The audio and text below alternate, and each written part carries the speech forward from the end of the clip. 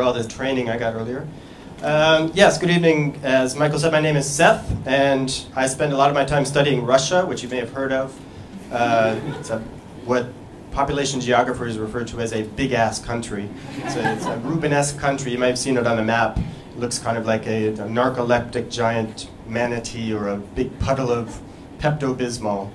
And as I said, it's a huge country. Just think about this. If you took the entire land area of the UK and increased it by 7,000%, the average British terraced house would still have a backyard the size of a fucking Weetabix. But back to Russia, which I sometimes study, littered with resources, ridiculously, ludicrously rich in resources, in oil, coal, mushrooms, salamanders, cirrhosis, and just a few statistics, because we are scholars, of course, here. Russia has half the gold ore in the world, 30% of the diamond ore, 12% of the oil, 28% of the English Premier League. And by the way, all of those statistics I just pulled out of my ass, so don't quote me verbatim, please. So yes, I study Russia, and one of the things about Russia that I study are jokes, which you'd think would be an advantage at an event like this. But one thing about studying jokes is that in order to study humor, first you must kill it. So if my colleagues who will be performing for you later, the other performers, think of them as zookeepers of humor, I am more like a vivisectionist, or maybe a butcher, so if you like raw meat, I'm your guy. So yeah, I spent a year in Russia collecting jokes, and one of the methods I used to collect jokes was to buy beers for groups of Russians that looked like they liked to tell jokes more than they liked to beat up American grad students. And this was a Fulbright grant, so are there any American taxpayers in the room? Thanks for all the beers. Yeah. And one of the things I found about Russia very quickly, if you study Russia, you encounter the Russian soul after about 5 minutes, and this is the inscrutability of character and behavior that generations of poets and philosophers and even politicians have interpreted as the essence of Russianness, and foreigners have interpreted as sort of chronic hypothermia. But this Russian soul, like the Russian land, is so huge and expansive, it can incorporate within itself any number of contradictions. Magnanimity and pettiness, aggression and affection, war and peace, crime and punishment, Master and Margarita, that's a tough one. Putin and Yeltsin, good example right there. Tetris and the Gulag. So these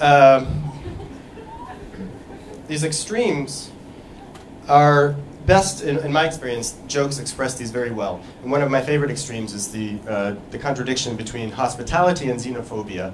And I study jokes, so I have to tell you one that's not mine. So this is a joke I stole from the long-suffering Russian people, and now you can suffer along with them. So a Frenchman, an American, and a Russian are marooned on a desert island, as frequently happens. And they start fishing, and they catch a magic golden fish. And the fish says, "I will grant you each 2 wishes." So the Frenchman says, "I would like a beautiful woman and to be in Paris."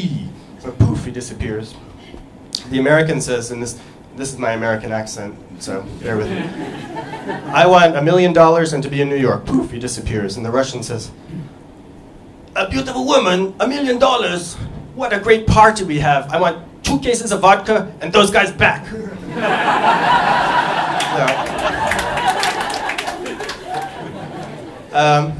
So reaching the end of my routine here, as I said, Russia is 70 times the size of the UK, but the population is only 2.3 times the size of the UK, which makes you think there's a lot of Russians just looking for other Russians.